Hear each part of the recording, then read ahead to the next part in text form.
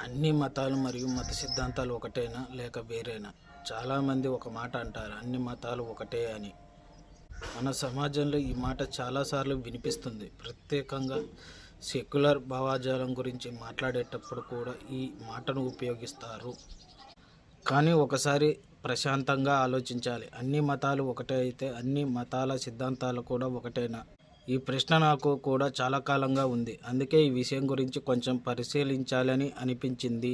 ఈ వీడియోలో ఎవరి మతాన్ని విమర్శించడం కాదు, కేవలం వివిధ మతాల బోధనలు ఏమి చెబుతున్నాయి అనేది తెలుసుకోవడం మాత్రమే. ముందుగా హిందూ తత్వం గురించి చూద్దాం. హిందూ తత్వంలో కర్మ సిద్ధాంతం మరియు పునర్జన్మ గురించి మాట్లాడతారు. ఇక్కడ కర్మ అనే పదానికి సాధారణ అర్థం పని లేదా వ్యక్తి చేసే చర్య. అంటే వ్యక్తి చేసే ప్రతి పని మంచి అయినా చెడు అయినా దానికి ఒక ఫలితం ఉంటుందని భావన. హిందూ తత్వం ప్రకారం వ్యక్తి చేసే పనుల ప్రభావం ఈ జన్మతో ముగిసిపోదు. కొన్ని ఫలితాలు ఈ జీవితంలోనే కనిపించవచ్చు, మరికొన్ని ఫలితాలు తర్వాత జన్మలో కూడా అనుభవించవలసి వస్తుందని చెబుతారు. అందుకే హిందూ తత్వంలో వ్యక్తి చేసిన పనుల ప్రభావం వల్ల మళ్ళీ జన్మ వచ్చే అవకాశం ఉంటుందని పునర్జన్మ గురించి చెబుతారు.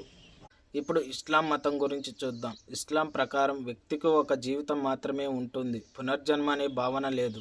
వ్యక్తి చేసిన ప్రతి మంచి చెడు పని నమోదు అవుతుంది. తర్వాత తీర్పు రోజు వస్తుంది. ఆ రోజు ఆ పనుల ఆధారంగా ఫలితం నిర్ణయించబడుతుంది. మంచి పనులు చేసిన వారు స్వర్గం పొందుతారు, చెడు పనులు చేసిన వారు నరకం పొందుతారు అని చెబుతారు. ఇప్పుడు క్రైస్తవ మతం గురించి చూద్దాం. క్రైస్తవ మతంలో కూడా వ్యక్తికి ఒక జీవితం మాత్రమే ఉంటుంది. ఆ తర్వాత దేవుని తీర్పు ఉంటుంది. వ్యక్తి చేసిన పనుల ఆధారంగా స్వర్గం లేదా నరకం అనే ఫలితం ఉంటుందని బోధిస్తారు.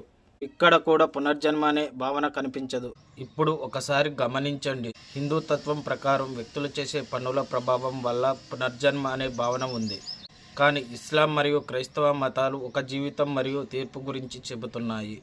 అంటే ప్రధాన సిద్ధాంతాలను చూస్తే మతాల మధ్య తేడాలు కూడా ఉన్నాయి. అయితే ఎందుకు చాలామంది అన్ని మతాలు ఒకటే అని అంటారు? దానికి ఒక కారణం ఏమిటంటే మతాలన్నీ కూడా కొన్ని మంచి విలువలను బోధిస్తాయి. ఉదాహరణకు మంచి పనులు చేయాలి, ఇతరులకు హాని చేయకూడదు, దయతో ఉండాలి, నిజాయితీగా జీవించాలి.